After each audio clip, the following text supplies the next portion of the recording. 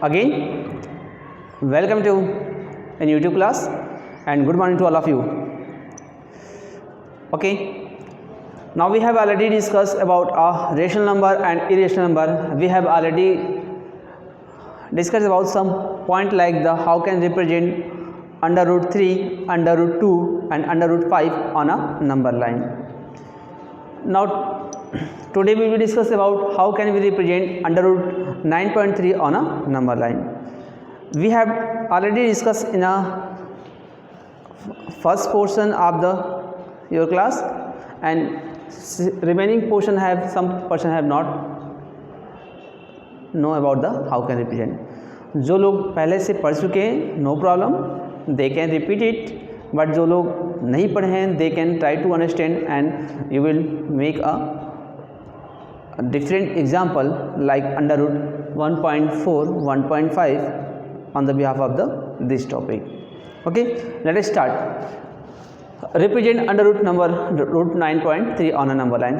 जब भी इस तरह से अगर अंडर रूट में 9.3 अगर नंबर लाइन पर रिप्रेजेंट करने को बोलेगा तो सबसे पहले क्या, first we draw straight line of same length. हम सबसे पहले एक 9.3 का एक लाइन ड्रॉ करते हैं like A and B. This one is the 9.3 centimeter. जो भी आपको अंडर रूट के में वैल्यू जो दिया है पहले हम उसको ड्रॉ करेंगे. उसको ड्रॉ करने के बाद अब क्या करेंगे, हम जहाँ तक हमने ड्रॉ किया है हम अपने मन से एक 1 सेंटीमीटर लाइन एक और ड्रॉ करेंगे like the B C. This is a 1 centimetre.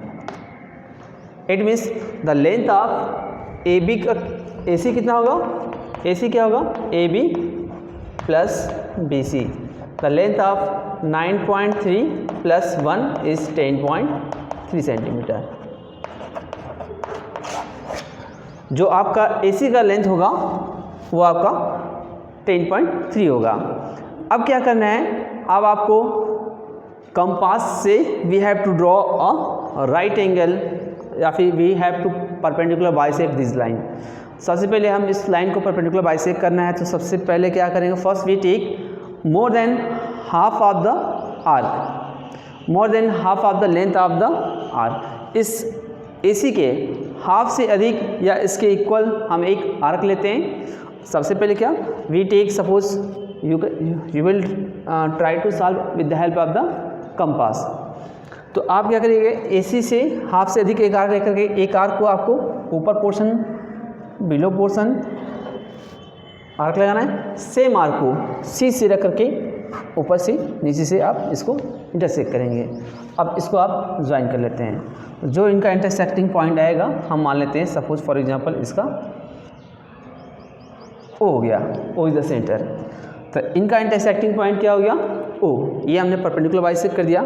अभी देखिए ओ ए की लेंथ ओ सी की लेंथ आपस में इक्वल होगा because it is the perpendicular bisector line. It is clear. अब देखिए इसके बाद क्या करते हैं, जैसे आपका ये हो जाएगा अब उसके लिए हम क्या करते हैं, फिर से आप कंपास में ओ ए और ओ बी ओ सी, कंपास में चाहे ओ ए चाहे ओ सी के इक्वल एक आर्क लेते हैं. हम चाहे कंपास नीडल ओ पे रख करके सी से या फिर ओ से रख करके ए तक हम ओ को सेंटर मान करके we take a center O के सेंटर मान करके हम एक सेमी सर्किल ड्रॉ करते हैं लाइक दिस. ओ को सेंटर मान लिया, ओ से हमने एक सेमी सर्किल ड्रॉ किया लाइक दिस. ये आपका सेमी सर्किल हो गया. इसका सेंटर कहाँ है, ओ है. It is clear. अब क्या करते हैं, हम बी से हमको एक राइट एंगल ड्रॉ करना है. We have to draw a right angle from point B. तो पहले अपने मन से फिर से कोई भी एक स्मॉल आर्क लेते हैं, बी पे रख करके एक सेमी सर्किल ड्रॉ करते हैं. ठीक है, बी पे रख करके एक आर्क ड्रॉ करते हैं सेमी सर्किल या फिर कोई भी. तो first arc which I have intersect, पहला आर्क कटेगा फिर 60 डिग्री, सेकेंड आर्क 120. तो हमने बी से एक सेमी सर्किल ड्रॉ किया, कोई भी आर्क लेकर के पहला जो आर्क कटेगा वो 60, सेकेंड इज़ 120. अब 60 से एक आर्क ऊपर कट करते हैं, 60 से एक आर्क को ले लीजिए और 120 से इस आर्क को इंटरसेक्ट करते हैं. तो अब इसको ज्वाइन करेंगे, ये आपका राइट एंगल होगा. इसको इससे ज्वाइन करते हैं, ठीक है।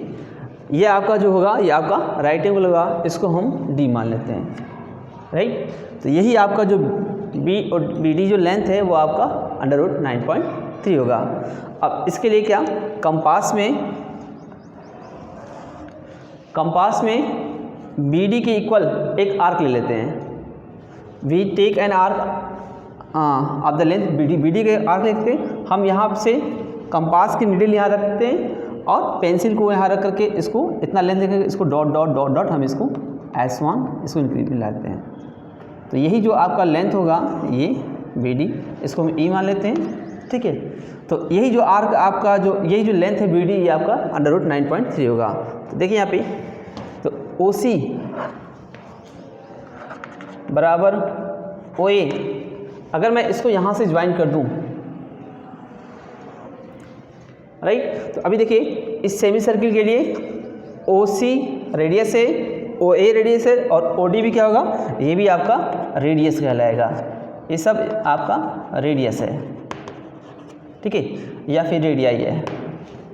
अब इसकी लेंथ कैसे फाइंड करेंगे, ये जो लेंथ होगा इसका ओ सी का जो लेंथ होगा वो ए सी का हाफ होगा, राइट।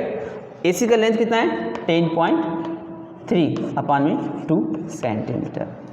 इसका मतलब चाहे ओ ए की चाहे ओ सी की ओ ए की ओ डी की सब आपस में क्या है रेडियस है, इसकी लेंथ आपका 10.3/2 होगा क्योंकि डायमीटर का हाफ रेडियस होता है, ओके। अभी देखते हैं फिर अभी हम इसके लिए हमने इसको ड्रॉ किया है। जो आपका बी डी है, जो बी डी है यही आपका √9.3 होगा। इसको हम जस्टिफिकेशन करते हैं। हमने इसको ड्रॉ तो कर दिया, अब इसको जस्टिफाई करें कि रियल में हाउ कैन वी फाइंड कि इट इज़ द √9.3। इसका जस्टिफिकेशन कैसे करेंगे, हम स्टार्ट करते हैं, ठीक है। We start a justification.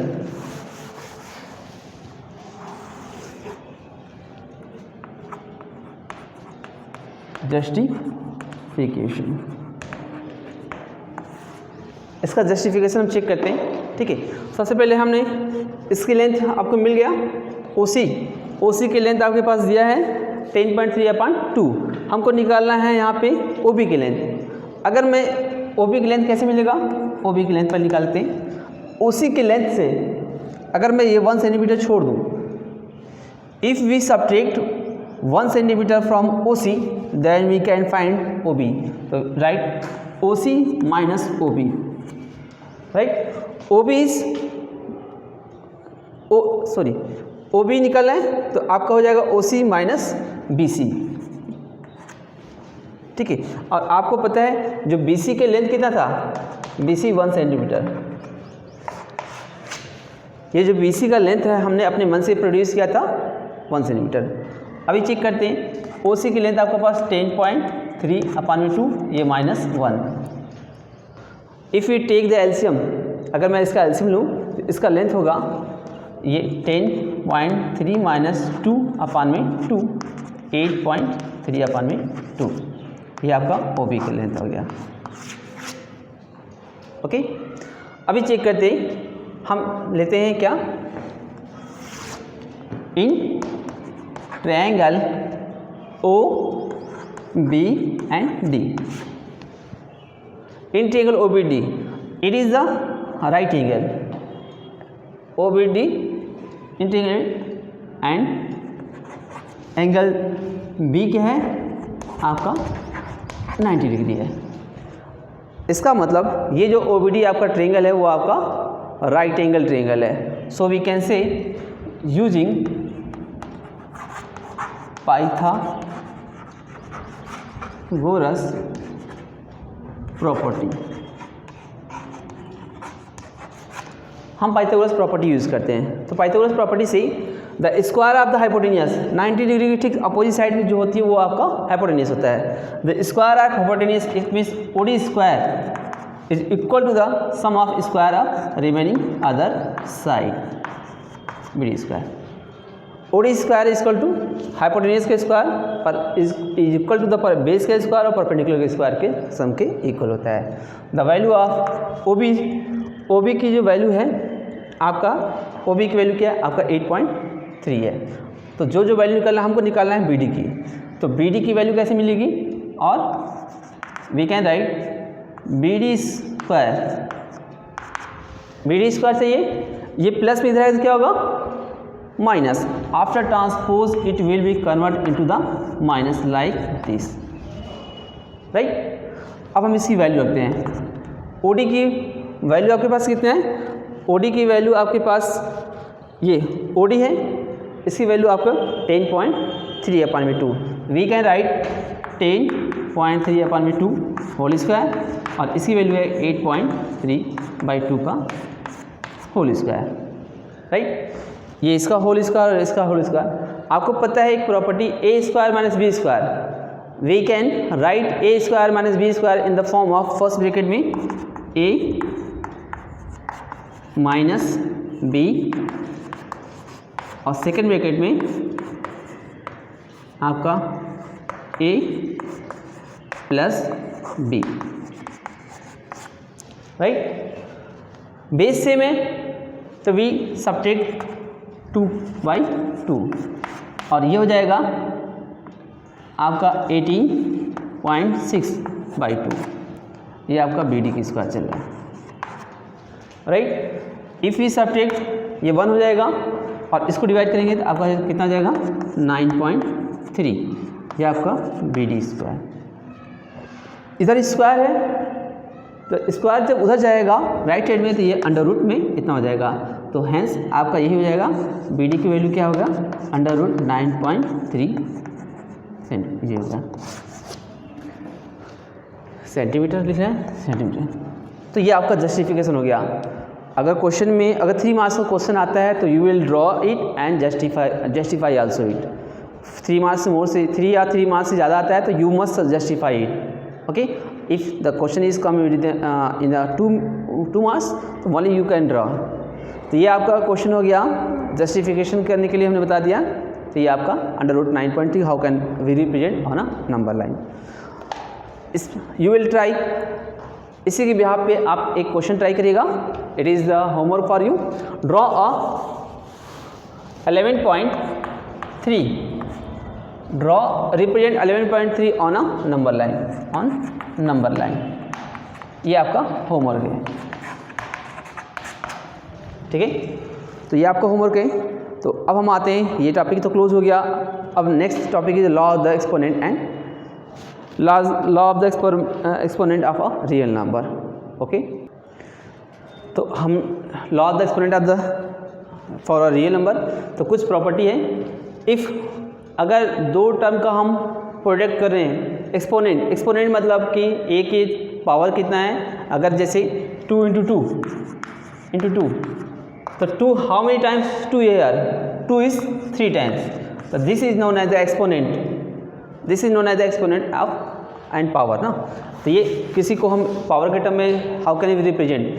अगर किसी भी मल्टीप्लिकेशन में देखते हैं, अगर बेस सेम है पावर अगर सेम नहीं है तो अगर मल्टीप्लिकेशन के फॉर्म में तो हम उसको सिंपली ऐड कर सकते हैं। इफ़ a⁴m और a⁴n अगर दोनों का बेस सेम है पावर डिफरेंस है तो अगर डिवाइड में है तो वी शुड डिवाइड सब्ट्रैक्ट, अगर डिवीजन में है तो हम सब्ट्रैक्ट कर सकते हैं। अगर 1/a⁴m है, नीचे पॉजिटिव है तो जैसे ही ऊपर जाएगा इसका sign change. If the sign is positive then after the it will be go in the numerator, then its sign will be negative. If sign is negative then it will be converted into the positive. Next is the if a and b are 2 number have they are in the form of the product of the multiplication, then we can write a⁴m and b⁴m. If base are the different and power are the same, no problem. If a and b, if power are the same, then we multiply the base. Fifth, if a and b are in the form of the division, then we can represent like a⁴b and b⁴m, right? And next is the question 6. If 8⁴m 4⁴n, if it is represented in this form, we can convert, we can also write like this इस power को हम अंदर कर सकते हैं, इसको power के form में कर सकते हैं, या फिर it will be written in the form of product, मतलब इनके प्रोडक्ट के फॉर्म में भी वी कैन राइट इट। 7 है, किसी भी वेरिएबल की पावर 0 या फिर नंबर की पावर 0, कोई भी नंबर हो तो उसकी वैल्यू हमेशा 1 होती है। किसी भी वेरिएबल की पावर 0 हो या फिर किसी नंबर के पावर 0 हो, उसकी वैल्यू हमेशा 1 होती है। It is the basic formula या basic properties of the exponent. Let us start exercise about the, देखते हैं एक्सरसाइज 1.6 का question first. Question is given 64 whole power 1/2। ये 64 आपके पास है, उसकी पावर 1/2 है। तो हम क्या करते हैं, first we take an LCM of 64 का। हम 64 का एलसीएम निकालते हैं। 2 32 2 16 2 8 2 4 2 2 and 2 1. It is the we can factorize like this. It means we can use a prime factorization for the given value.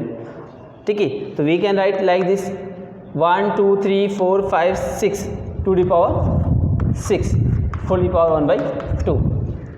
If you have, अगर किसी को 8 का square आप डायरेक्ट भी कर सकते हैं, 8 8 64 मतलब 80 पावर 2 वो भी कर सकते हैं, या फिर ऐसे देखते हैं आपका होगा 2 द पावर 6 है, इसके नीचे कुछ नहीं, तो ऊपर को ऊपर न्यूमरेटर का न्यूमरेटर से मल्टीप्लाई करते हैं और डिनोमिनेटर का डिनोमिनेटर से। तो 6 × 6 अपान में 2, it will B 3 2 the power 3। तो 2 द पावर 3 मतलब 2 × 2 × 2 इट विल बी 8। देखिए 2 यहाँ आपका है 1 2 3 8 का फैक्टराइज है। तो we can write in the form of, if the any question are given in this form we can solve this type. Okay, तो remaining question you will try it. Let us start question number second का देखते हैं। बोला है उसको भी simplify करना है। वाह, क्वेश्चन सेकेंड का आपका फर्स्ट है 9 होल द पावर 3/2। 9 है, उसका होल द पावर 3/2 है। तो हम 9 को फैक्टराइज करेंगे 3 और 1। ठीक है, if we split 9 in prime factorization then we can write like this process. तो वी कैन से 3 स्क्वायर और 3 power 2। We can also write 3 2 का मल्टीप्लाई करेंगे 2 × 3 अपान में 2। इसके नीचे कुछ नहीं तो 1 मान लेते ना, तो न्यूमरेटर का न्यूमरेटर से मल्टीप्लाई होता है और डिनोमिनेटर का डिनोमिनेटर से। ये 2 से 2 कैंसिल करेंगे, आपके पास आएगा 3 की power 3। It means we have to multiply 3 × 3 × 3 3 × 3 × 3। It means it is the 27, right. देखते हैं इसका क्वेश्चन नंबर 4। इसका क्वेश्चन नंबर 4 इज गिवन। ठीक, क्वेश्चन नंबर 4 आपका 125 पावर -1/3 है, राइट। इफ़ वी मल्टीप्लाई 125 को we can split in the form of 5 2 × 25 5 5 and 5 1, क्योंकि 5 2 7 1 8, इसका सम 8 है, 3 से डिवाइड नहीं होगा। It means we will directly solve divide with the help of the 5। तो we can write also 5 1 2 3 5, how many times 5 are there 3, तो 5 की पावर 3, तो 1/3, right. But sign is negative, no problem, we also mention 5 3 1 जा -3 अपान में 3, we can write -1, तो 5 की power -1। मैंने बताया था अगर ये नेगेटिव है, इस पावर को अगर पॉजिटिव करना है तो हम इसको 1/5 के टर्म में ले सकते हैं। ये 5 की पावर 1 मतलब 1/5, इसको इस फॉर्म में ले सकते हैं। या फिर एक दूसरा फॉर्म है x/y है -p/q है। अगर कोई इस फॉर्म में है, पावर नेगेटिव है, उसको हम पॉजिटिव करते हैं, तो हम क्या करते हैं, इसके फ्रैक्शन को ही रिवर्स कर सकते हैं, y/x, it power should be positive. ठीक है, अगर हम फ्रैक्शन को ही रिवर्स कर दें तो इसका पावर क्या होता है, पॉजिटिव होता है। तो we can solve this question like this 125 -1/5, we can write 1। किसी भी नेचुरल नंबर होल नंबर के नीचे अगर डिनोमिनेटर में 1 क्या हिडन होता है, यू कैन राइट और you can you can use और यू कैन नॉट यूज़। तो हम अगर यूज़ करते हैं इस पावर को पॉजिटिव करना है तो हम क्या करेंगे, इस पावर को, इसकी फ्रैक्शन को रिवर्स करते हैं। 1/125 पावर 1/3। ओके, तो फिर से फैक्टराइज करेंगे 1 और ये आपका 5 की पावर 3 हो जाएगा। फिर से ये 1/3। हम इसको अलग अलग स्प्लिट कर सकते हैं। ये 1 की पावर 1/3 हो जाएगा और ये आपका 5 की पावर 3 का 1/3।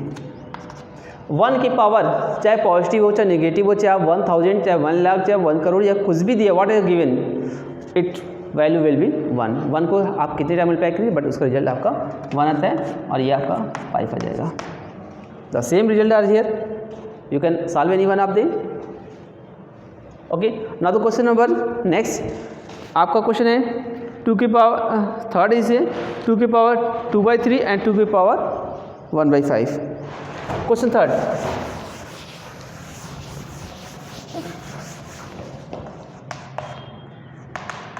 टू की पावर 1/3 इंटू 2 की power 1/2। Question number third is given, how can we solve this type of question? Let us C.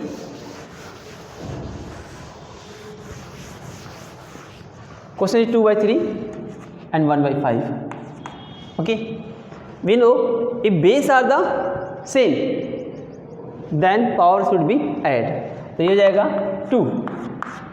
2/3 plus 1/5। हमने बताया अगर बेस सेम होता है तो पावर को क्या करते हैं, ऐड कर लेते हैं।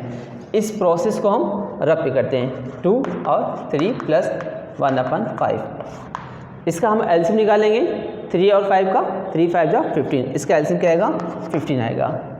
ओके, 3 5 जा 15, 5 2 जा 10, 5 3 जा 15 और 3 1 जा 3, इसका मतलब 13/15। तो यू कैन राइट हियर 2 की power 13/15, that's your answer. Okay, remaining question you will try it.